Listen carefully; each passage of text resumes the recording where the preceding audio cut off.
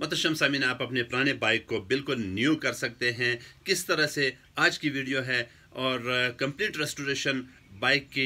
मेरा नाम है अब्दुर्रहमान, आपको क्लासिक होंडा यूट्यूब चैनल पे खुशामदीद कहता हूं। चलिए चलते हैं वीडियो की तरफ। बाइक की कंप्लीट रेस्टोरेशन में इस हाल तक पहुंचने के लिए कितने मराहिल से बाइक को गुजरना पड़ता है, ये सारा कुछ आज की वीडियो में हम देखते हैं, जानते हैं। ये बाइक जब हमारे पास आया था तो इसकी सूरत हाल इस तरह से थी। ये इस तरह से हमने इसको बिल्कुल डिसअसेंबल किया। ये उसकी डिसअसेंबल सिचुएशन, और उसके बाद ये डेंटिंग पेंटिंग के लिए गया। डेंटिंग पेंटिंग में इस मरहले पर पहले गया,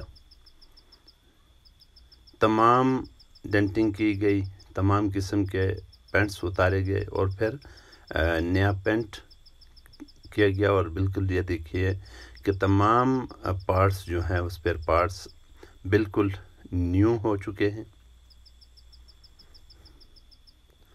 ये सारे कवर्स।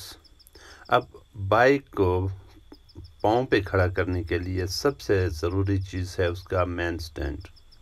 आपने उसका मेन स्टैंड चेसिस के साथ सबसे पहले अटैच करना है, ताकि आपका बाइक जो है वो अपने पाँव पे खुद खड़ा हो सके। तो अब यह पर देखते जाएं कि जैसे ही हम ये मेन स्टैंड इंस्टॉल कर लेते हैं तो बाइक अपने पाँव पे खुद खड़ा हो जाता है।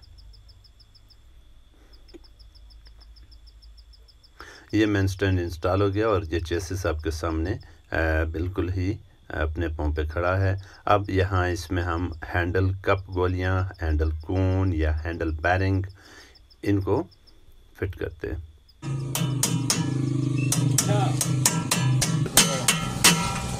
इसकी फिटिंग के मुख्तलिफ तरीके हैं। आप इस तरह से भी फिट कर सकते हैं अगर आप तजुर्बाकार हैं। अगर आप इस तरह से नहीं करना चाहते और इस तरह नहीं कर सकते तो आप इसको इसकी जो बाकायदा पुलर है उसके साथ भी आप कर सकते हैं। सबसे पहले आपने जो है ऐनक के अंदर, ऐनक में ये जो कून है वो इंस्टॉल करनी है, लगानी है। हैंडल लॉक भी आप ऐनक के साथ, यहाँ जब ये बाहर है, चेसिस के साथ अटैच नहीं है, यहाँ आप इसके साथ लगा लीजिए। यहाँ पे हैंडल लॉक लगाना आसान है और खूब कस लीजिए। ये जापानी जो जर्मन गोलियाँ होती हैं वो इस तरह से बिल्कुल लूज़ आती हैं, खुली हुई पैकिंग में होती हैं, और ये आपने बराबर बराबर इस तरह से ग्रीस लगा के ऐनक में और चेसिस में एक एक गोली करके रखनी है, ताकि गोली के ऊपर ना आए। अगर कोई गोली दूसरी गोली के ऊपर आ जाएगी तो ये आपका चेसिस, ये जो हैंडल कून डाल रहे हैं, इनका कोई फ़ायदा नहीं होगा और वो कभी एडजस्ट नहीं हो पाएंगे। इस तरह से आप ऐनक को इंस्टॉल कीजिए। ये बड़ा चेक नेट जो है ये आपने इस तरह से ऊपर से वापस कस लेना है, टाइट कर लेना है।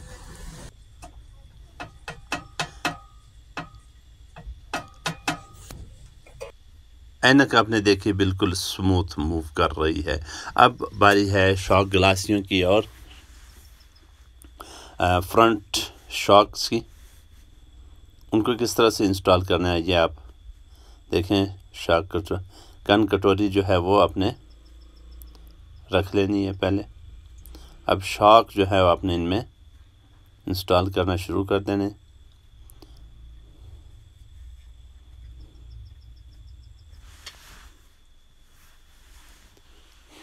यहाँ पर जब आप इस स्टेज पे पहुँचते हैं तो आपने ये वाले नेट बोल्ट जो हैं वो भी कम्प्लीटली टाइट नहीं करने, कसने नहीं है, जब तक शॉक के जो ब्रिज प्लेट के नेट हैं वो बोल्ट हैं वो टाइट ना कर लिए जाएं, कस ना लिए जाएं। ये ब्रिज प्लेट रख दी। ब्रिज प्लेट के ऊपर भी आपने सबसे पहले ये जो बड़ा 30 नंबर का नेट है इसको आपने सबसे पहले टाइट करना है, सबसे पहले इसको कसना है। उसके बाद आपने इसमें जो 17 नंबर के बोल्ट हैं वो लगाने हैं।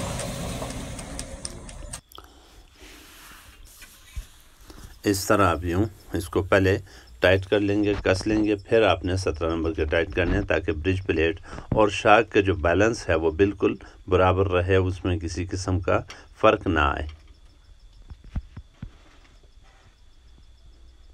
हैंडल को इंस्टॉल करने के ये हैंडल फाउंडेशन है, इनके ऊपर आपने ये 10 नंबर के बोल्ट लगते हैं, 4 आपने ये हैंडल यहाँ पे इंस्टॉल कर लेना है। हार्न को जो है वो आप सबसे मोनोग्राम पत्री के साथ अटैच करेंगे, उसके बाद आप उसको आसानी से यहाँ हैंडल के नीचे लगा सकते हैं।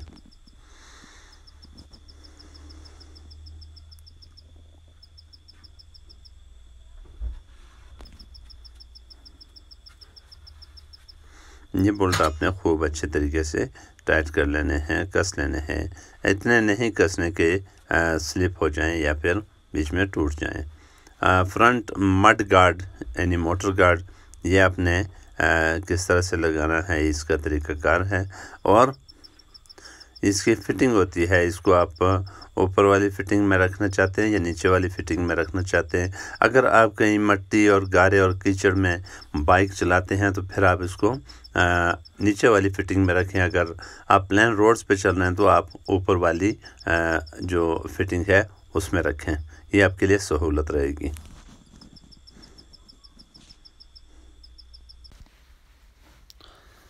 इन तमाम नट्स को आपने बाकायदगी से अच्छी तरह से टाइट कर लेना है। ये जो सील है व्हील सील, ये आपने लाजमी लगानी है, इसलिए कि इसकी वजह से जो है वो बैरिंग की लाइफ बढ़ती है। टायर जो है वो आपने फ़िट करना है और फ़िट करने से पहले इसके ऊपर किनारे के ऊपर ऑयल का इस्तेमाल करना है, अंदर से कम्प्लीटली चेक करना है। इस तरह आप ये टायर और रिम को आपस में इंस्टॉल कर लेंगे, लगा लेंगे और इसके अंदर आपने ट्यूब लगा लेनी है। ट्यूब की जब आप लगा रहे हैं तो ये 2 नेट होते हैं। एक नेट को आपने नीचे टाइट कर लेना है, कस लेना है और एक को रिमूव कर लेना है। जब ये ट्यूब टायर के अंदर आप लगाएंगे, डालेंगे तो आपने ये जो एक नेट जो नीचे वाला था उसको तो आपने वहीं पे टाइट कर लिया। दूसरा आप जब ये नोज़ल बाहर निकालेंगे रिम से तो उसके ऊपर आपने इसको लगा के तो टाइट कर लेना है। इसकी वजह से नोज़ल और ट्यूब आपस में रिम के साथ मजबूती से जुड़े रहते हैं और ट्यूब को किसी किस्म का कोई नुकसान नहीं होता है। ये ऑयल लगाएंगे तो इससे इसका घेरा जो है, जो किनारी है, वो उसकी ग्रिप अच्छी होगी और अपनी परफेक्ट अपनी जगह पे होगी। यहाँ आप जब यूँ इसको फिट कर रहे हैं तो आपने इसके साथ जब पाने का इस्तेमाल करेंगे तो आपने बहुत एहतियात से इस पाने को यहाँ इस्तेमाल करना है, लगाना है, ताकि आपके ट्यूब को कट ना लगे।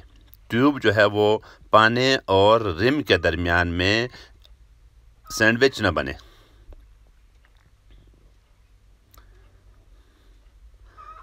ये यूँ आप यहाँ इस जगह में आपने थोड़ा सा इस तरह कर लेना। ये देखिए कितनी आसानी से ट्यूब टायर अपने मकाम पे, अपनी जगह पे फिट हो चुका है। तो अब आप इसमें हवा वाली नोज़ल लगाकर इसको कस लें और हवा भर लें। ये किनारा आप देख सकते हैं बिल्कुल परफेक्ट हो गया है। अब जो लेदर प्लेट है, ब्रेक शू प्लेट, इसके अंदर आपने सील इंस्टॉल कर लेनी है, लगा लेनी है। ब्रेक केम के जो शाफ्ट है, ये ब्रेक केम, इसको लगाने से पहले आपने इसके साथ ग्रीसिंग का अमल लाजमी करना है, ग्रीस लाजमी लगा लेनी है ताकि ये आराम से स्मूथली मूव कर सके। ब्रेक केम का ये जो स्प्रिंग है ये ज़रूरी होता है कि ब्रेक केम को अपनी जगह पे वापस पुश करने के लिए। अब इसको आपने ये बोल्ट लगाकर कस लेना है, टाइट करना। ब्रेक केम को जब आप लगा रहे हैं तो यहाँ इसके ऊपर एक निशान होता है और एक निशान हब के ऊपर होता है, प्लेट के ऊपर होता है। आपने उसको उसके बराबर रखना है अपनी जगह पे। अब जब आप ब्रेक पैड लगा रहे हैं तो उनको आपने इस तरह से मिलाकर, स्प्रिंग लगाकर, तो अपने इस तरह से अपनी जगह पे कम्प्लीटली इंस्टॉल करके तो यूँ आपने उसको चेक करना है। यहाँ से आप स्पीडोमीटर के लिए ये स्पीडोमीटर शाफ्ट जो है वो गरारी आपने फिट करेंगे, इंस्टॉल करेंगे। यहाँ अपने ग्रीस का इस्तेमाल जो है साथ में लाजमी रखना है। ये सेफ्टी बोल्ट होता है स्पीडोमीटर केबल के लिए। ये बाहर वाली जो फ्रंट टायर की गोट होती है हब की, वो आपने लगा लेनी है, और एक्सल जो है वो आपने ग्रीसी कर लेना है। ये स्पीडोमीटर की जो गरारी है उसको आपने अच्छी तरह से ग्रीस लगा लेनी है, और ताकि ये जब तक चले तो इसको ग्रीस की ज़रूरत न पड़े। यूँ ब्रेक शू प्लेट जो है वो अपने हब के अंदर रख के चेक करके तो आपने उसको पूरे व्हील को, फ्रंट व्हील को इंस्टॉल कर लेना है। यूँ जब आप इसको पकड़ेंगे तो अपने इसके अंदर जब बराबर ना हो तो एक्सल डालते हुए एक्सल नहीं जाता, तो आपने थोड़ा थोड़ा हिलाना है ऊपर नीचे, तो ये खुद ही एक्सल बीच में से गुजर जाता है। अब हम आते हैं बैक हिस्से की तरफ, बैक साइड की तरफ। तो यहाँ बैक साइड पे जो बाइक के जो पार्ट्स होते हैं उनको लगाने के लिए ये रबड़ वाशर जो है वो इनका स्पोर्टिंग इस्तेमाल होता है। इसकी वजह से जो है तमाम पुर्ज़ाजात जो उनमें उनके अंदर मूवमेंट रहती है, और ये किसी किस्म का उस पुर्जे को भी, यानी इस मड गार्ड को या इस फिल्टर बॉक्स को और चेसिस को किसी किस्म का नुकसान नहीं पहुंचता। अगर यहाँ पे कोई वाइब्रेशन होती है तो वाइब्रेशन के लिए यहाँ पे ये रबर का यूज़ किया जाता है। इस रबर के बहुत सारे फ़वाइद होते हैं। इस तरह वो जो यहाँ के पार्ट्स होते हैं वो टूटने और ख़राब होने से बच जाते हैं। इस तरह से आपने इनके बोल्ट लगा के तो कस लेने हैं, टाइट कर लेने हैं। ये बैटरी बॉक्स के नीचे से छोटा सा एक टूल बॉक्स होता है, इसको आपने इंस्टॉल करके तो यहाँ इसको एक ही नेट और बोल्ट लगते हैं वो आपने कस लेने हैं, टाइट कर लेने हैं।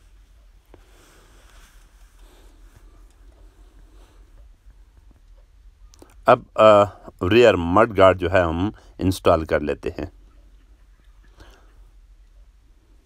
यूँ आपने इसको इंस्टॉल कर लेना है, इसके बोल्ट टाइट कर लेने हैं, कस लेने हैं।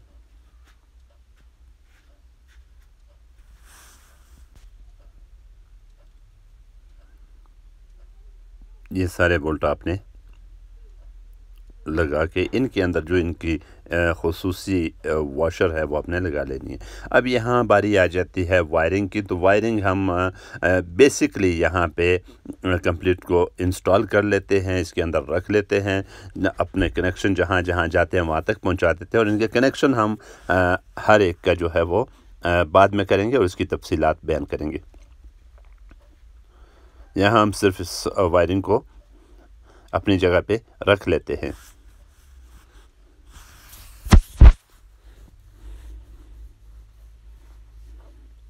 ये रियर टायर का जो घेरा है आप उसको देख सकते हैं कि बड़ी खूबसूरती से अपनी जगह पे बैठ गया है।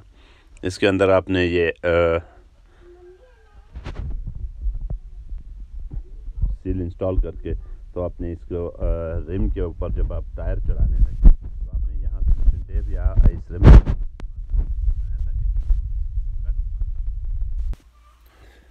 रिम पट्टी, और इसी तरह से हस्ब साबिक आपने इसके ऊपर ऑयल का इस्तेमाल करना है टायर के ऊपर, और इसको अच्छे तरीके से रिम के ऊपर बिठा लेना है, फिक्स कर लेना है।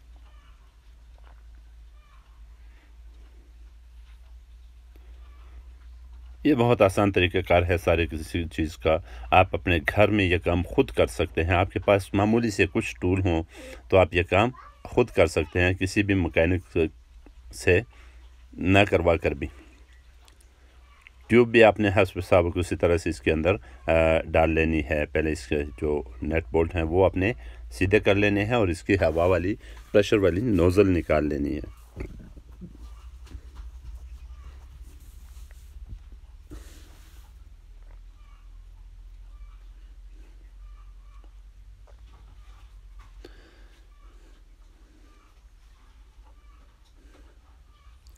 इस नोज़ल को आपने यहाँ से रिम से बाहर निकाल के तो इसके ऊपर नेट लगा लेना है। ट्यूब को आपने टायर के अंदर इस तरह से डालना है कि उसके अंदर किसी किस्म का मरोड़ यानी किसी किस्म की लिफ्ट ना हो, ताकि जिसकी वजह से वो टायर के जब हवा बने पैदा हो और वो आपके टायर को टेढ़ा कर दे और आपको चलाने में अच्छा न लगे, जंप लगता होता है वहाँ पे। अक्सर लोग इसके साथ एक्स्ट्रा ट्यूब का भी इस्तेमाल करते हैं। जो एक्स्ट्रा ट्यूब है वो गैर ज़रूरी होती है और उसको इस्तेमाल नहीं करना चाहिए। उसकी वजह से टायर बहुत वज़नी हो जाता है और मुश्किलात पैदा करता है। जब ऐसी सूरत हाल आ जाए तो बेहतर है टायर तब्दील कर लें हवा वाली नोज़ल लगा के। तो इसके अंदर आपने अब दोबारा से हवा जो है वो फिल अप कर लेनी है। हवा का जो प्रेशर है इसमें 35 से 45 तक पाउंड तक होता है। जब आप 2-3 बंदे सवारी करते हैं तो 40 से 45 पाउंड, और अगर आप सिंगल बॉडी हैं तो 30 से 35 पाउंड हवा काफ़ी होती है। ज़रूरत से ज़्यादा हवा भी अच्छी नहीं होती इसके अंदर, जो कि कभी भी नुकसान कर सकती है, टायर फट सकता है। हवा हमेशा आपने बाई गेज रखनी है प्रेशर, ताकि ज़्यादा और कम की वजह से इसमें मसाइल पैदा होते हैं। अगर हवा जो है टायर के अंदर कम है तब भी मुश्किलात होती हैं, और ज़्यादा हो तब भी मुश्किलात होती हैं। तो रियर व्हील इंस्टॉल करने से पहले आपने इसके अंदर स्प्रोकेट यानी चैन गरारी, बड़ी गरारी लाजमी फिट कर लेनी है। इसके जो स्टड हैं वो आपने अच्छी तरीके से टाइट कर लेने हैं। लॉक जो है, गरारी लॉक जो है वो आपने लगा कर के इसको थोड़ा थोड़ा करके घुमा लेना है। और साथ ही पिछले रेयर पार्ट्स जो है उनमें स्विंग आर्म और शॉक ऑब्जर्वर आते हैं। तो शॉक ऑब्जर्वर की जो है वो तमाम रिपेयरिंग जो है वो आप इस मौके पे मुलाहिज़ा कर सकते हैं। ये देखें कि इस तरह से आपने शॉक ऑब्जर्वर को रिमूव करके उसको साफ़ करके उसके शॉक के जो पंप्स हैं उनको आपने चेंज करना है तो चेंज कर सकते हैं। कंप्लीटली असेंबलिंग जो है वो शॉक ऑब्जर्वर की रियर शॉक ऑब्जर्वर की आप मुलाहिज़ा फरमाएं। देखें तमाम तो लवाज़मात जो हैं, तमाम स्पेयर पार्ट्स, इसके जो पार्ट्स होते हैं वो अच्छी तरीके से आपने अपनी अपनी जगह पे इंस्टॉल कर लेने हैं। सबसे पहले ये सपोर्टिंग कटोरी रखनी है, उसके बाद आपने इसके जो बुश हैं वो रखने हैं और स्प्रिंग रख लेने हैं। स्प्रिंग रखने के बाद आपने यहाँ पे इसकी गलासी जो है वो इंस्टॉल कर लेनी है, लगा लेनी है ये गलासी।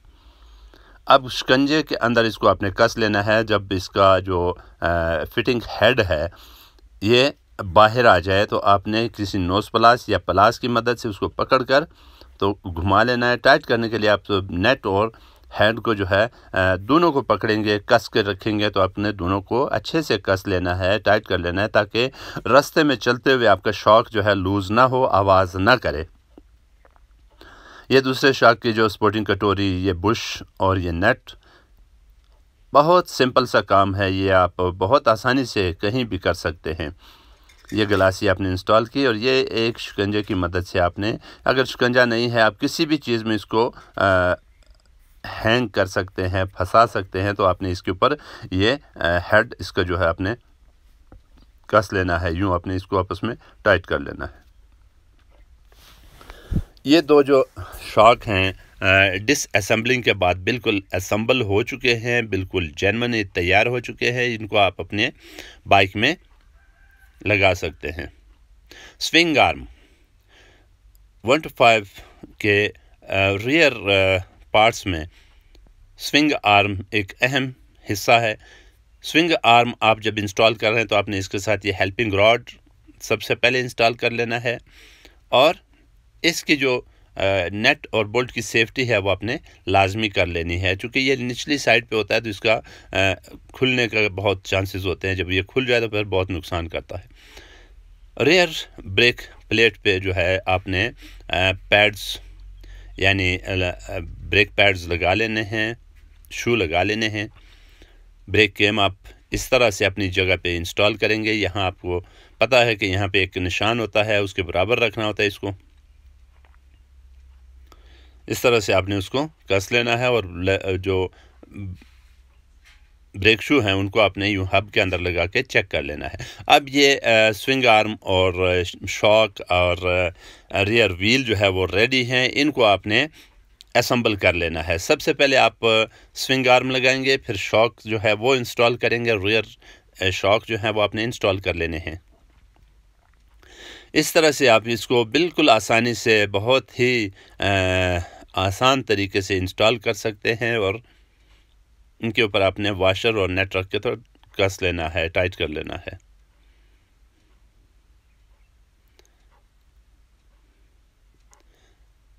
टाइट करते हुए आपने अपने हाथों का ख्याल रखना है कि चाबी और पाना अगर वहाँ से स्लिप होता है तो आपके हाथ कहीं जाके लगे नहीं, जब ना लगे, आपको नुकसान ना हो। इस तरह से ये शॉक इंस्टॉल हो गए हैं और स्विंग आर्म भी इंस्टॉल हो चुका है। यहाँ पे आपने अब रियर व्हील जो है वो इंस्टॉल करना है। रियर व्हील के जो लवाजमात हैं, ये बाहर गरारी साइड की जो गोट है ये आपने रखनी है और चेन एडजस्टर जो है वो आपने रखने हैं। यहाँ हम चेन एडजस्टर और एक्सल जो है, रेयर एक्सल जो है वो जेनवन इस्तेमाल कर रहे हैं, जेनवन लगाते हैं एटलस होंडा का। इसका रिज़ल्ट बहुत बेहतरीन और अच्छा होता है। ये आप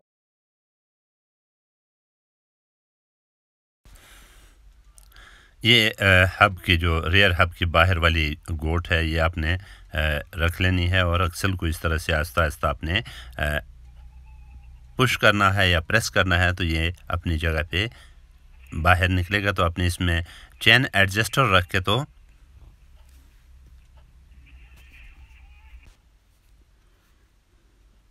इंजन की सफाई, ये पुराना इंजन जो है इसको आप मुलाहिज़ा फरमाएं, देखें बिल्कुल बहुत ही इसके ऊपर मैल है, पुराना है। तो जब हम इसे रिस्टोर करेंगे आप इसको देखेंगे कि ये किस कदर न्यू हो चुका है। इसके ऊपर बहुत सख्त शदीद किस्म की मेहनत की गई है और बाद उस मेहनत की आप इसका नतीजा अभी ही थोड़ी देर में मुलाहिज़ा फरमाएं।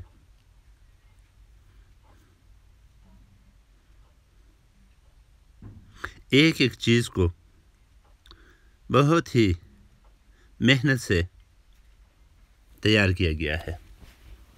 ये असेंबलिंग के लिए रेडी है। आप यहाँ इसको देख सकते हैं, इसकी सफाई। इंजन को चेसिस के साथ आपने जोड़ने के लिए जब इसको आप रखेंगे तो सबसे पहले ये ऊपर वाला जो होल है इसके अंदर आपने पेचकस रख लेना है ताकि थोड़ी सी इसके अंदर भी हो और ये इंजन जो है वो अपने तमाम सांचों में बैठ जाए।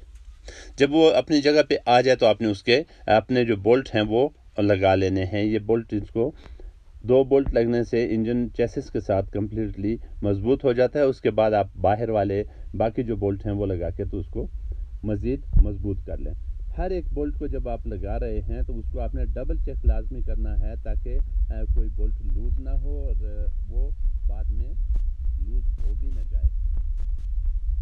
इस तरह से ये फ्रंट ब्रैकेट के जो आपने चेसिस और इंजन के दरमियान जो ब्रैकेट होती है इसको आपने यूँ लगा के और तमाम नेट लगा के रख लेना है, टाइट कर लेना है।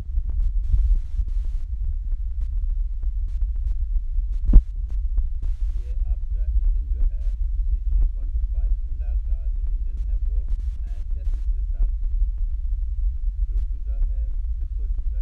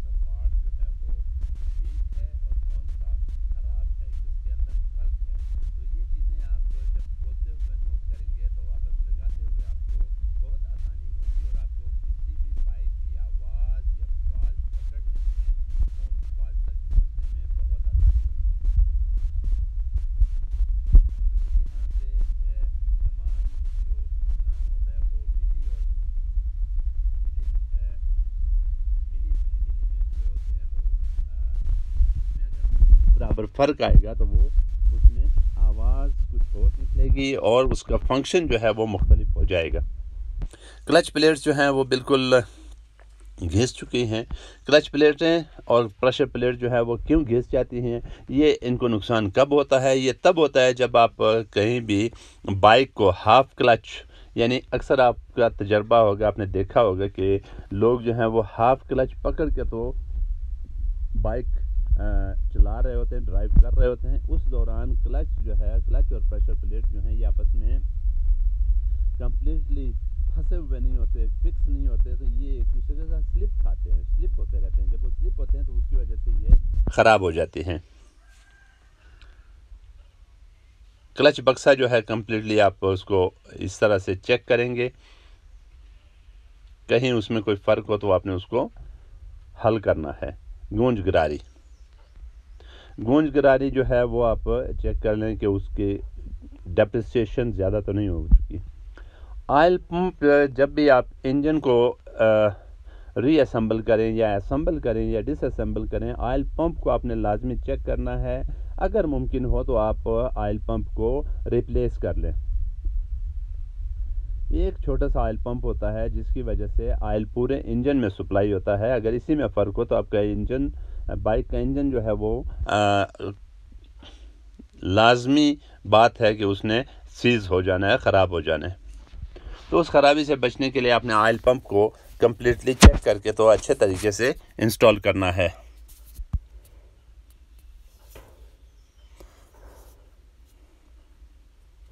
अब इसको दोबारा से हम इंस्टॉल करते हैं और क्लच प्लेट्स जो है वो, क्लच प्लेट और प्रेशर प्लेट, इनको हम इंस्टॉल करते हैं। उनकी तरतीब क्या होती है? सबसे पहले एक क्लच प्लेट और उसके ऊपर एक प्रेशर प्लेट,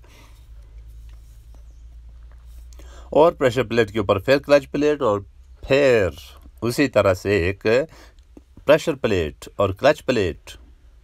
ये आपने इस तरह से, इस तरतीब से हमेशा से रखनी है। ये क्लच के प्लेट के जो हुक्स हैं वो बाहर साइड पे होती हैं और प्रेशर प्लेट की हुक्स जो है वो इन साइड पे होती हैं, और ये क्लच कोले के ऊपर भी प्रेशर हुक्स होती हैं। ये क्यों होती है इसके ऊपर हम बाद में तफसील से बात करेंगे। किसी एक और अच्छी सी वीडियो में इसके ऊपर मैं आपको तफसीलन आगाह करूँगा, अर्ज़ करूँगा कि ये चीज़ें किस तरह से काम करती हैं। यहाँ अगर उस साइड पे जाते हैं तो वीडियो मज़ीद बहुत लंबी हो जाएगी। क्लच प्लेट्स के जो ये लॉक है क्लच बक्स का, ये आपने इस तरह से लगा के तो उसको घुमा के चेक कर लेना है। यहाँ इसके 4 स्प्रिंग होते हैं। ये 4 स्प्रिंग आपने प्रेशर के लिए यहाँ पे उसको रख लेना है। इनके ऊपर ये इज्तिमाई प्लेट होती है, चारों को एक करती है। तो जब आप ये प्लेट रखें तो इसके बोल्ट आप लगाते हुए हर एक बोल्ट को थोड़ा थोड़ा टाइट करके तो आपने आगे चलना है। अगर आप एकदम से एक बोल्ट टाइट करेंगे तो फिर ये प्लेट जो है ये टूट सकती है, ये क्रैक हो सकती है, बेंड हो सकती है, जिसकी वजह से बाइक के प्रेशर में, पिकअप में फ़र्क आएगा और वो फ़र्क फिर आप ढूंढते ढूंढते थक जाएंगे।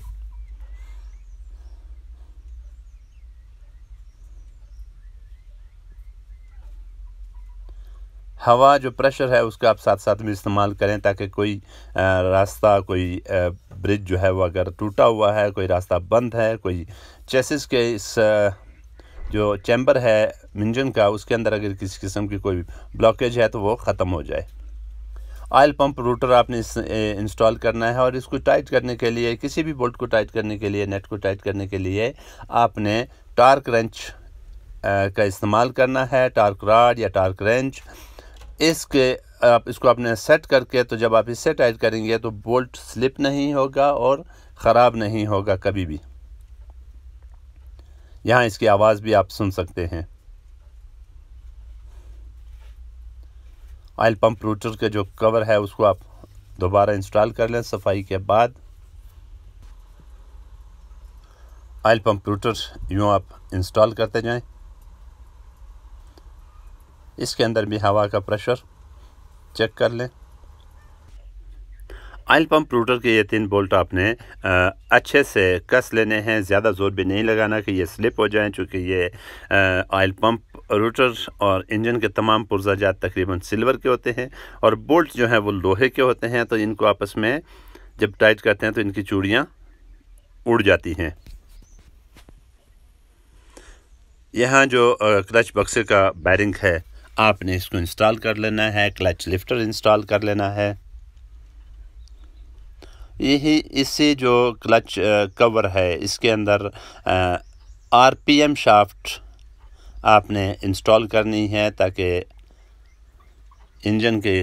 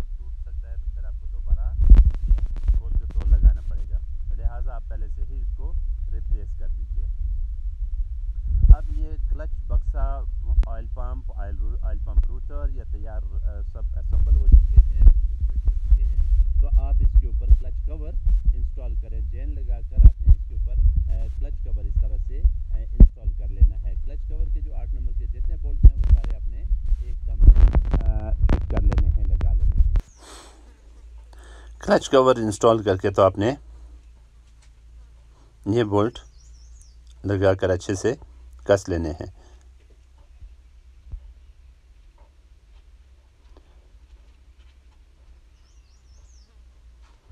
बोल्ट अच्छे तरीके से आपने 8 नंबर टी से टाइट कर लेने हैं और इनको भी पैरेलल यानी एक दूसरे के अपोजिट टाइट करना है। किसी एक या दो को आपने कंप्लीटली कस नहीं लेना। ये जैन का जो नीचे से आपको नज़र आ रहा है तो जैनमन जो company Atlas Honda company fitting होती है वो इसी तरह से ये जैन हर इंजन में ये ज़्यादा होता है। जैनमन ये जैनमन जैन है तो इसलिए जैनमनली ये बाहर आया हुआ है, इसको काटने की ज़रूरत नहीं होती। किक जो है वो आपने इस तरह से इंस्टॉल करनी है लगा के, तो ऐसे रखनी है ताकि ये इंजन के साथ किसी पार्ट्स के साथ ये क्लच कवर के साथ कतई टच ना होती हो। अगर वो बार बार वहाँ टच होती है तो इसमें यहाँ सुराख हो सकता है, ये डैमेज हो सकता है। किक का जो बोल्ट है वो आपने लगा के इस तरह से उसको चेक कर लेना है। अब इंजन के नीचे जो है फुट बार लगाने की जब बारी आती है तो इसके 4 बोल्ट होते हैं 12 नंबर के। ये आपने सबसे पहले जहाँ कहीं भी आप एक से ज़्यादा बोल्ट लगा रहे हैं सबसे पहले आपने तमाम बोल्ट्स को अपनी जगह पे लगा लेना है। 2-2 3-3 चूड़ियाँ टाइट कर लेना है। उसके बाद आपने उनको पैरेलल टाइट करने की कसने की कोशिश करनी है, ना कि एक बोल्ट लगा के तो आप उसको टाइट कर लें तो बाकी बोल्ट अपनी जगह पे बैठे ही ना, लगे ही ना, फिक्स ही ना हो। ये आप नीचे से उसका व्यू देख रहे हैं फुट बार का। फुट बार के साथ आपने जो फुटरेस बार के जो रबड़ होती है वो अपने पाँव रखने के लिए पायदान फिक्स कर लेने हैं इस तरह से।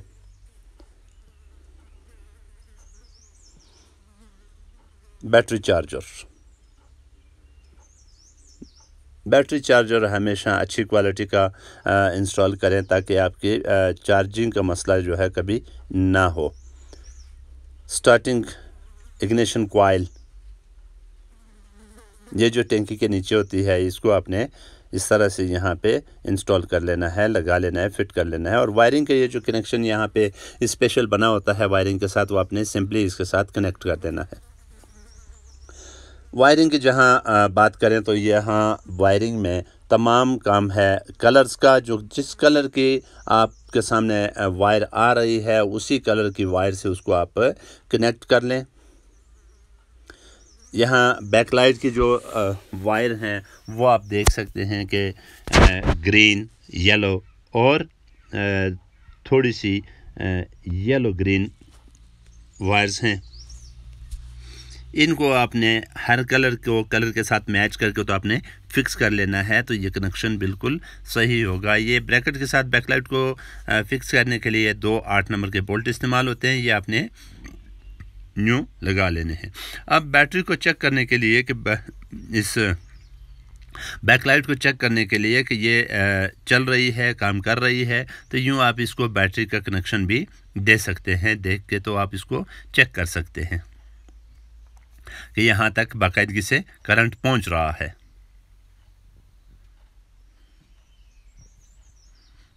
ये चेकिंग इसलिए ज़रूरी है कि दोबारा आपको इंजन जब गाड़ी स्टार्ट करें तो उस वक्त आपको ये सारा कुछ दोबारा न खोलना पड़े। ठीक है, मैं एक मिनट से बैटरी चेक कर रहा हूँ। चेकिंग के बाद आप इसको टाइट कर लें, कस लें। यहाँ भी आप देख रहे हैं कि तमाम जो गेम है वो कलर्स की है, इंडिकेटर लाइट्स की और बैक लाइट्स की, ग्राउंड की, ये यानी अर्थ वायर की, ये सारे एक एक कलर हैं और उसी कलर के अंदर आपने उसी कलर को कनेक्ट कर लेना है जो कलर है। अगर बैकलाइट के साथ जो कलर की वायर लगी हुई है वही वायर आपको वायरिंग के अंदर उसी कलर होगी, उस कलर के साथ आपने फिक्स कर लेनी है।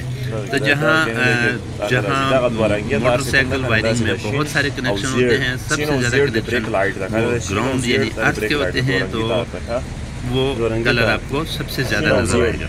हम फहम को बिजली के साथ ग्राउंड का इस्तेमाल ही। मज़ीद वायरिंग को समझने के लिए वायरिंग की जो कंप्लीट वीडियो है, कंप्लीट उसकी जो निज़ाम है, उसके लिए इंशाल्लाह एक अलग से कंप्लीट वीडियो इंशाल्लाह मैं कोशिश करूँगा कि वो आपके लिए पेश करूँ। और आप कमेंट्स में लाजमी बताएंगे कि आपको वायरिंग की वीडियो चाहिए या नहीं। इस तरह से आपने ये इशारा यानी इंडिकेटर फिक्स करके तो यहाँ आपने इसको इस वायर को बीच में कस लेना है, टाइट कर लेना है। इसी तरह आप दूसरे इंडिकेटर को भी इस पतरी के अंदर फिक्स करके तो आपने इसको चेसिस के साथ यूँ इसको जोड़ लेना है, फिक्स कर लेना है और इसकी वायर को भी हस्ब साबित फिक्स। अब यहाँ पे जो इंडिकेटर का कनेक्शन है, यहाँ पे दो ही वायर हैं, दो कलर की, तो उनको आपस में आपने दो जो वायर हैं ये ग्रीन वाली एक ही कनेक्शन में लगेंगी और दूसरी जो करंट वाली वायर है वो अलग अलग से कनेक्शन होंगी।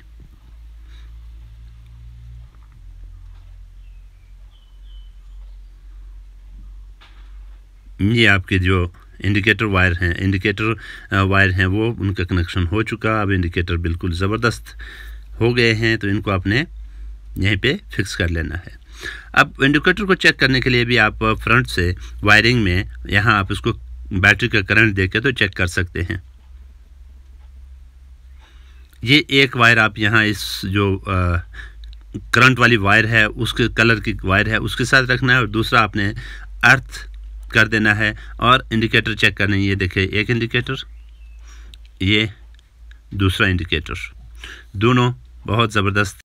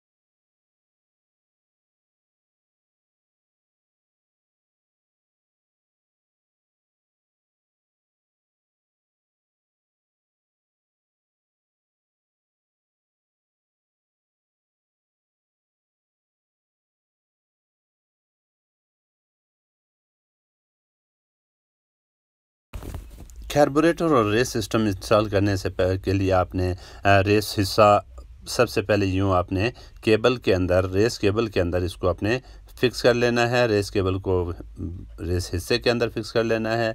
यहाँ ग्रिप के नीचे आपने ऑयल का इस्तेमाल करना है और इस तरह से आपने ये केबल इसके ग्रिप के अंदर रेस ग्रिप के अंदर फंसा कर लगा कर फिक्स करके आपने यहाँ इस तरह से ऑयल लगा लेना है थोड़ा सा,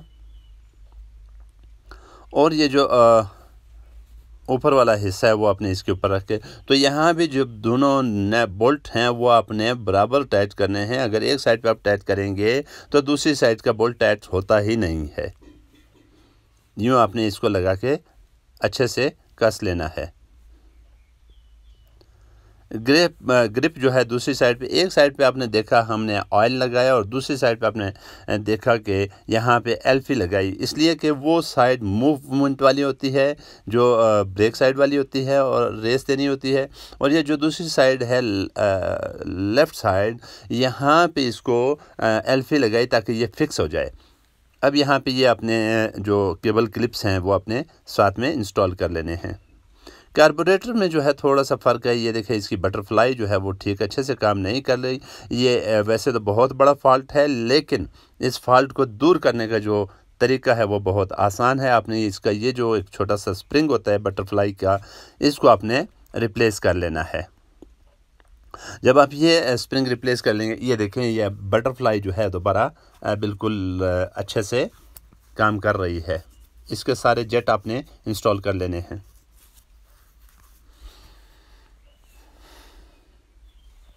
जेट की सफाई और कार्बोरेटर की सफाई के ऊपर चैनल के ऊपर पहले से 2-3 वीडियोस मौजूद हैं जो कि आप जाके मुलाहिजा कर सकते हैं, देख सकते हैं। फ्लोट और फ्लोट पिन इस तरह से लगा के तो आपने इस कार्बोरेटर की जो सील है वो लगा के आपने इस तरह से कार्बोरेटर को फिक्स कर लेना है, जोड़ लेना है।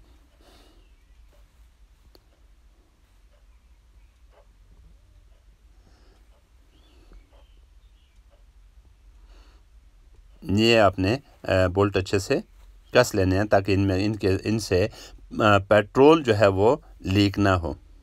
कार्बोरेटर इस केबल के ऊपर, रेस केबल के ऊपर अपनी ये स्प्रिंग जो है वो इस तरह से इसको टाइट करके केबल को बाहर निकाल लेना है, और ये पिस्टन जो है इसको आपने सिलाई और पिस्टन इस तरह से आपने सिलाई ट्यूब और सिलाई पिस्टन, कार्बोरेटर पिस्टन, इसको कुछ भी नाम दिया जा सकता है और देते हैं लोग। इस तरह से आपने इसको फिक्स कर लेना है। कार्बोरेटर में ये सिलाई लगाते हुए आपने ये ख्याल रखना है कि जो एडजस्टर की साइड है उसकी तरफ वो छोटा जो कट है वो एडजस्टर की तरफ हो। कार्बोरेटर हड्डी बैंड ये आपने पहले से यूँ हेड के साथ फिक्स कर लेनी है, जैन लगा लेना है।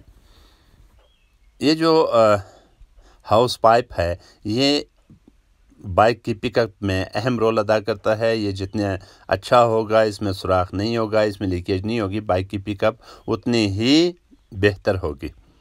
इस तरह से आपने कार्बोरेटर को अपनी जगह पे इंस्टॉल कर लेना है और कस लेना है, टाइट कर लेना है।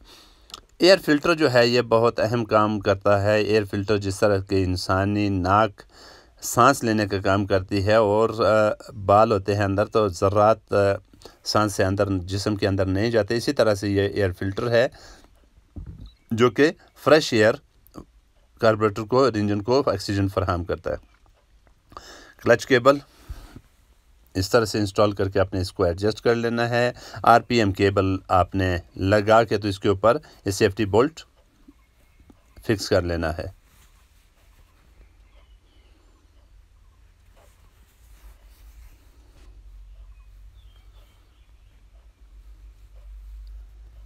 लीजिए, उसको आप जब हिलाएंगे तो फिक्स हो जाएगा। आपने उसका बोल्ट कस लेना है। ये क्लच केबल को यहाँ आपने ये क्लिप लाजमी, आरपीएम केबल और क्लच केबल को यहाँ पे ये क्लिप लाजमी लगाना है। यहाँ से सिलेंसर के साथ लग के तो वो ख़राब हो जाता है। अब बारी है टैपेट एडजस्टमेंट की, तो टैपेट आपने इस तरह से यहाँ पे एडजस्ट कर लेने हैं। जो आप टैपेट जो है बाई गेज एडजस्ट करेंगे, इनके लिए 0.05 से लेके तो 0.08 मिली की गेज इस्तेमाल होती है। टैपेट जब बाई गेज होंगे तो आपकी बाइक की आवाज़, टैपेट साउंड सब कुछ बेहतरीन होगा। जब आप ये सारा कुछ कर चुके हैं और इंजन में ऑयल डाल चुके हैं तो आपने इस तरह से उसको फ्री किक करना है ताकि उसका ऑयल जो है, ऑयल पंप चेक करना है ताकि ऑयल ऊपर आ जाए। टैपेट कवर लगा के टाइट कर लें। और अब चलते हैं हम फ्रंट हिस्से की तरफ।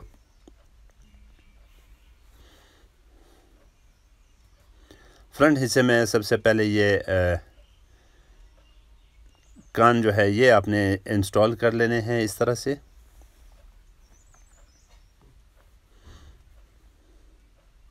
इनके ऊपर ये सेफ्टी वाशल रबर जो हैं मूवमेंट के लिए, वाइब्रेशन के लिए। अब जो ब्रिज प्लेट और हैंडल है उसको आपने इसके ऊपर इस तरह से रख के सबसे पहले ये जो 30 नंबर वाला बड़ा नेट होता है ये आपने लगा लेना है।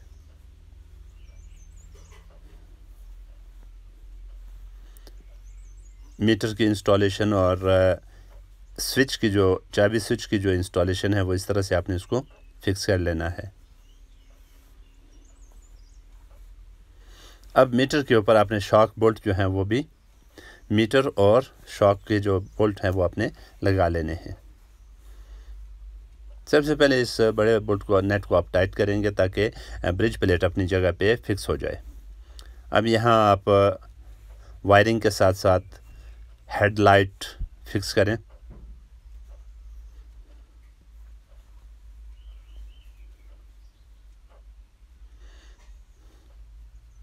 ये बोल्ट और ये पतरी जो आपने देखी इसको आपने टाइट कर लेना है ताकि यहाँ की ग्लासी की आवाज़ ना आए। फ्रंट इंडिकेटर इंस्टॉलेशन करके तो आपने इनको कनेक्ट कर लेना है।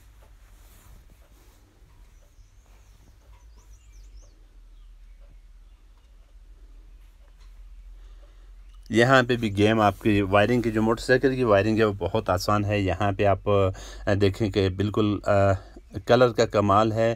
फ्रंट पे आप जब इंडिकेटर इंस्टॉल कर रहे हैं तो यहाँ आपको इंडिकेटर की जो वायर है उसका कलर और वायरिंग के अंदर उसी कलर की जो वायर मौजूद हैं, दो को एक जगह पे और एक एक को जो करंट वायर हैं वो उनको आपने करंट में अलग अलग से कनेक्ट कर देना है।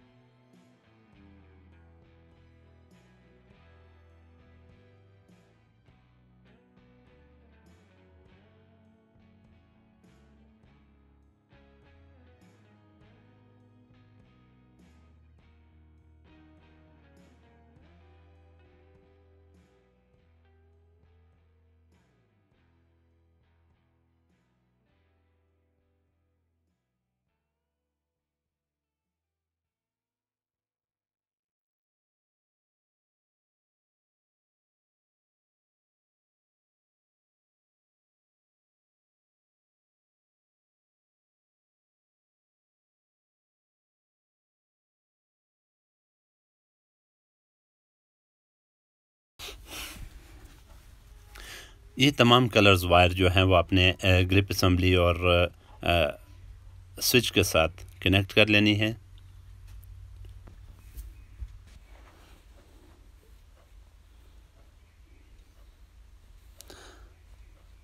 इन सारे कनेक्शन के ऊपर आपके लिए खुसूसी वीडियो इंशाअल्लाह कि कौन सा कलर कहाँ से आया और किस चीज़ का कनेक्शन है और किस तरह से काम करता है। आप कमेंट सेक्शन में लाजमी अपने राय का इजहार फरमाएंगे। हारन का जो आपने कनेक्शन करना है, हारन की तारें देख सकते हैं आप केबल्स कि वो किस कलर की हैं, वहाँ आप उसको मैच कर सकते हैं और उसी एक वायर आप बटन की साइड पे लगा लेंगे और एक वायर आप करंट की लगा लेंगे।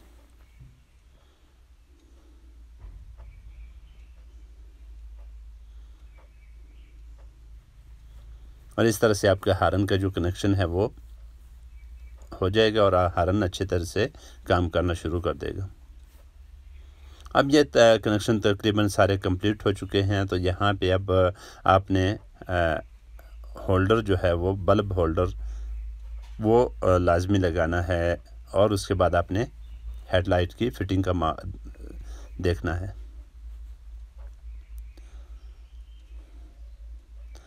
ये होल्डर के साथ आप कलर का कम्बिनेशन देख सकते हैं कि जो सफ़ेद वायर है वो सफ़ेद में, येलो वायर येलो में और ग्राउंड वायर ग्राउंड में लग जाएगी। यहाँ ये कनेक्शन कंप्लीट हो चुका है। अब आप इसके अंदर हेडलाइट हैंडी इंस्टॉल करें। तमाम वायर जो आपने कनेक्शन किए हैं वो इस जो होल है हैंडी के आपने इसको इनसाइड कर लेना है। अक्सर यहाँ पे ग्राहक जो है वो रिक्वेस्ट करते हैं कि इसको सोल्यूशन टेप लगा दें। चूँकि ये सोल्यूशन टेप इसके ऊपर लगाने से इसके अंदर पानी जमा हो जाता है जब बारिश होती है या कुछ चीज़ सर्विस होता है बाइक, तो उसकी वजह से फिर वायरिंग जो शॉर्ट हो जाती है तो वो आपने नहीं लगाने। तमाम ये जो स्पीडोमीटर केबल जो हैं वो अपने आरपीएम केबल और स्पीडोमीटर केबल इस तरह से आपने इसकी सेफ्टी सील लगा के तो अपने उसको मीटर के अंदर इंस्टॉल कर लेना है और फिर आपने हेडलाइट हैंडी को अपनी जगह पे फिक्स करना है। और मीटर के नीचे से जब आप ये केबल्स इंस्टॉल कर चुके हैं तो आपने प्लास की मदद से ये ग्रिप्स जो है वो आपने टाइट कर लेनी है। जब ये घूमती हैं तो ये लूज़ हो जाती हैं और निकल जाती हैं। हेडलाइट होल्डर हेडलाइट बीम में फिक्स कर दें और हेडलाइट बीम हेडलाइट हैंडी के साथ फिक्स कर दीजिए।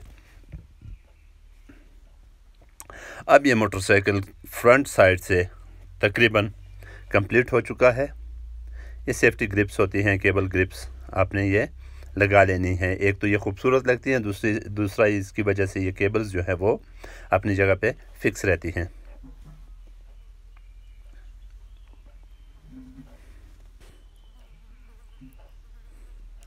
किसी भी केबल को इंस्टॉल करने से पहले आपने ब्रेक केबल है तो आपने उसके अंदर थोड़ी सी ऑयलिंग कर लेनी है ताकि आपकी केबल जो है वो बिल्कुल स्मूथ मुलायम हो। अगर आप वक्तन फ़वक्तन इसकी ऑयलिंग करते रहेंगे तो ये कभी ख़राब नहीं होगी, इसको जंग नहीं लगेगा। स्पीडोमीटर केबल के जो बोल्ट है आप रिमूव करके तो आप इसको यहाँ पे फिक्स कर लें। जब ये फिक्स हो जाए तो इससे छोटी सी आवाज़ आती है, आपने उसके बाद इसमें ये सेफ्टी बोल्ट वापस टाइट कर लेना है, कस लेना है। अब आप मीटर भी चेक कर सकते हैं, चेक करें और ब्रेक भी चेक करें। ये मीटर बिल्कुल काम कर रहा है, ऊपर इसकी सुई उठ रही है, तो आपने इस तरह से इसको चेक कर लेना है घुमा के। और ब्रेक केबल जो है वो आपने इस तरह से लगा के तो ब्रेक भी चेक कर लेनी है कि ब्रेक ज़्यादा टाइट तो नहीं है। फ्रंट ब्रेक हमेशा नरम रखनी है। अब बाइक के बॉडी पार्ट्स की बारी आती है, तो यहाँ बॉडी पार्ट्स में सबसे पहले हम इंस्टॉल करते हैं साइड स्टैंड। साइड स्टैंड को इंस्टॉल करते हुए आपने ख्याल रखना है कि स्प्रिंग आपको किसी एहतियात से लगाएं ताकि आपको लगे नहीं, ज़ख्मी ना हो। ये चूँकि थोड़ा सा खींचते हुए थोड़ा सा मसला हो जाता है। Brake pedal rear brake pedal lever आपने लगाना है।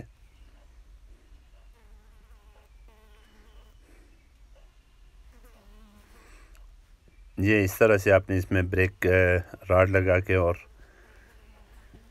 ब्रेक पैडल को आपने इंस्टॉल कर लेना है। हेल्पिंग रॉड को आपने शू प्लेट के साथ फिक्स कर लेना है और इसको फिक्स करके तो आपने इसके नेट और बोल्ट को जेनवन लगा के अच्छे से कस लेना है, टाइट कर लेना है। इसके खुलने की वजह से बहुत सारा नुकसान हो जाता है, हब टूट जाता है, एक्सीडेंट हो जाता है। ब्रेक रॉड भी इसी तरह से आपने अच्छे से इंस्टॉल करना है, अच्छे से लगाना है ताकि ये कहीं फंसे नहीं, टूटे नहीं। किसी भी बोल्ट के अगर सेफ्टी पिन की जगह बनी है तो आपने सेफ्टी पिन का इस्तेमाल लाजमी करना है। मेन स्टैंड की जो पिन है उसके अंदर ही ये ब्रेक पैडल इंस्टॉल होता है, तो उसके बाद आपने सेफ्टी पिन लाजमी लगानी है। ब्रेक स्प्रिंग ये वाशर रख के तो आपने यूं ये सेफ्टी पिन लगा लेनी है। ये आपकी सेफ्टी पिन यहाँ पे इंस्टॉल हो गई। सलेंसर कभी भी आप खोलें, चेंज करें तो उसकी सलेंसर सील आपने लाजमी चेंज करनी है ताकि उसकी साउंड अच्छी हो। यहाँ ये आप कॉलर और कड़ा लगा के तो आपने इसको टाइट कर लेना है। सलेंसर के नीचे ब्रैकेट का ये जो बोल्ट है ये इंतहाई मुफीद बोल्ट है, बहुत ज़बरदस्त। इसकी वजह से सलेंसर अपनी जगह पे फिक्स रहता है। ये नए मॉडल में ये फीचर आया है। पायदान, रेयर पायदान आपने, अगर आपके साथ मस्तूरात सफ़र करती हैं तो आपने रेयर पायदान इस तरह से बड़े रखने हैं।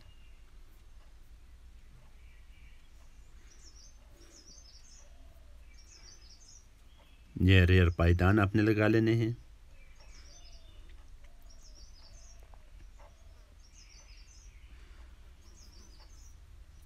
पायदान को आपने कस लेना है।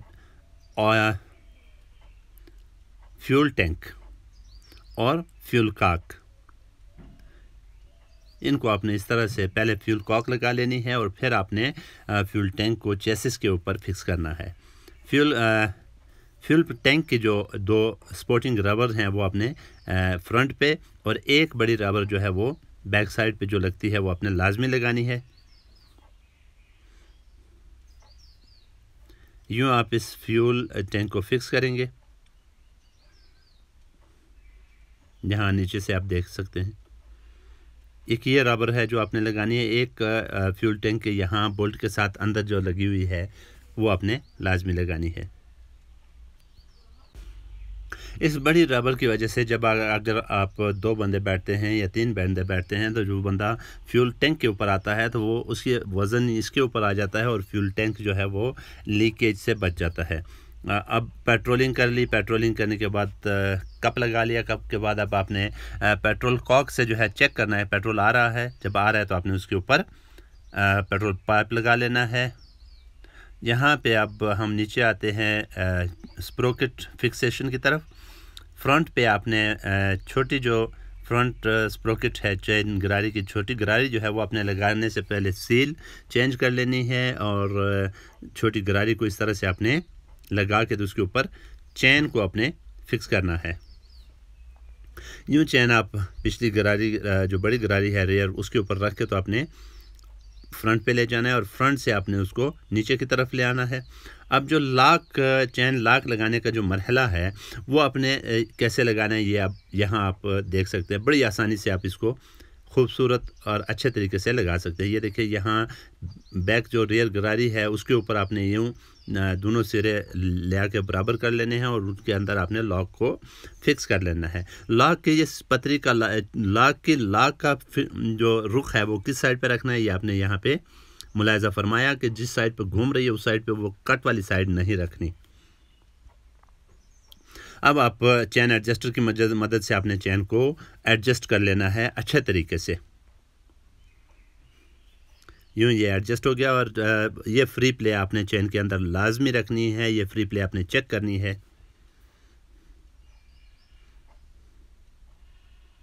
इंजन ऑयल दोबारा से चेक कर लें। अब जो मैग्नेट साइड के टापा और चेन कवर है ये आपने लास्ट पे फिक्स करने हैं, इंस्टॉल करने हैं। इसके ये 4 बोल्ट आपने लगा के तो सबको पैरेलल कस लेना है, टाइट कर लेना है। ब्रेक लीवर को जो है अपने हिसाब से आपने रख के तो टाइट कर लेना है, कस लेना है, चेन कवर लगा लेना है। चेन के ऊपर आप ऑयलिंग लुब्रिकेशन लाजमी अमल है। चेन कवर जो है उसको आपने इस तरह से लगा के तो आपने उसके बोल्ट 10 नंबर के बोल्ट होते हैं, आपने आराम से इनको यूँ लगा के तो कस लेना है, टाइट कर लेना है। और यहाँ चेन कवर की जो चेन सेफ्टी रबड़ है ये भी आपने लाजमी लगानी है। साइड कवर इनको अपने एहतियात से रबर जो फिटिंग है वो करके तो अपने फिक्स कर लेने हैं।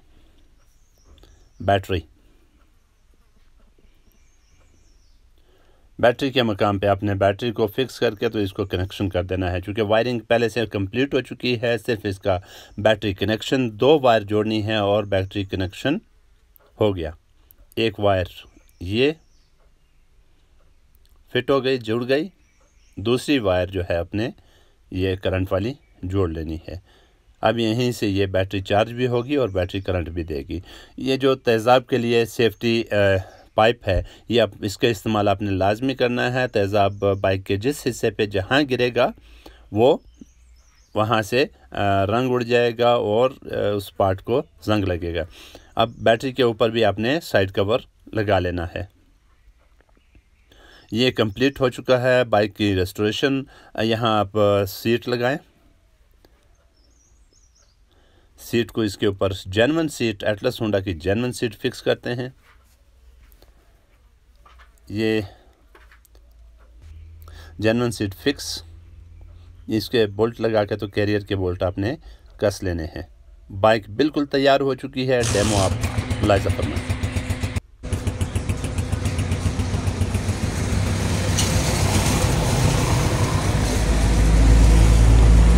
साउंड भी सुने साथ में।